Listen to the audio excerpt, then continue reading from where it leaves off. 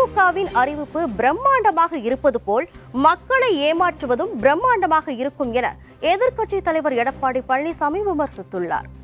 மயிலாடுதுறை மாவட்டம் சீர்காழியில் 3000க்கும் மேற்பட்ட சிறுபான்மையினர் மாற்றுக் கட்சியில் இருந்து விலகி அதிமுகவில் இணையும் நிகழ்ச்சி நடைபெற்றது. இதில் பேசிய எடப்பாடி பழனிசாமி, திமுக ஆட்சியில் மின்சாரம் எப்போது போகிறது வருகிறது என எதுவுமே தெரியவில்லை என குற்றம் சாட்டினார்.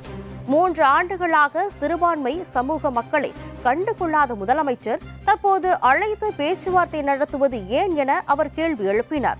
கொள்ளையடித்த பணத்தை காப்பாற்றுவதுதான் திமுகவினரின் தலையாய கடமையாக உள்ளதாக சாடிய எடப்பாடி பழனிசாமி, திமுகவின் அறிவிப்பு பிரம்மாண்டமாக இருப்பது போல் மக்களை ஏமாற்றுவதும் பிரம்மாண்டமாக இருக்கும் என தெரிவித்துள்ளார்.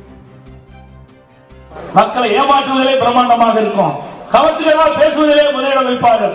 ஆனால் சாதனையிலே எதுவுமே இருக்காது, பூஜ்ஜியமா இருக்கும். அதுதான் திமுக. அண்ணா திமுக பாரதிய ஜனதா கட்சியோடு விலகிய உடனே திமுக கிறிஸ்துவ பெருமக்கள் அழைச்சி உங்களுக்கு என்னென்ன வேணும்னு கேட்டாங்க. 3 ஆண்டு காலமாக கிறிஸ்துவ மக்களுக்கு கண்ணுக்கு தெரியல. 3 ஆண்டு காலமாக கிறிஸ்துவ பெருமக்களுக்கு கண்ணுக்கு தெரியல.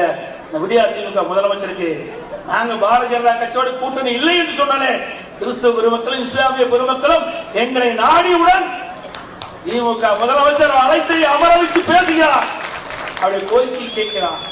அப்படி என்று சொன்னால் அண்ணா திமுக என்ற ஒரு கட்சி இருக்கின்ற காரணத்தினால் தான் இந்த சிறுபான்மை மக்களுக்கு பாதுகாப்பாக கொடுத்துக் கொண்டிருக்கிறோம். தொடர்ந்து செய்தியாளர்களிடம் பேசிய எடப்பாடி பழனிசாமி, வரும் நாடாளுமன்ற தேர்தலில் தேசிய கட்சிகளுடன் அதிமுக கூட்டணி அமைக்காதது என திட்டவட்டமாக தெரிவித்தார். கூட்டணி குறித்து பிற கட்சிகளுடன் பேச்சுவார்த்தை நடைபெற்று வருவதாகவும் சிறப்பான கூட்டணி அமைந்ததும் அறிவிக்கப்படும் எனவும் அவர் தெரிவித்தார். இந்த நாடாளுமன்ற தேர்தலில் தேசிய கட்சிகள் கூட்டணி இல்லை, அதிமுக பேச்சுவார்த்தைக்கு வருகின்ற போது உங்களுக்கு தகவல் ஒதுக்கப்படும். பொதுவாக கூட்டணி கட்சிகளுக்கு எத்தனை சீட்டுகள் ஒதுக்கப்படும்? அதாவது நீங்க கற்பனையான கேள்விக்கு பதில் சொல்ல முடியாது.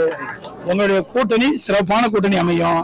சிறப்பான கூட்டணி அமைச்ச பிறகு எல்லா பத்திரிகைகளுக்கும் ஊடகங்களுக்கும் நாங்கள் உங்களை வரவழைத்து செய்தி வெளியிடுவோம்.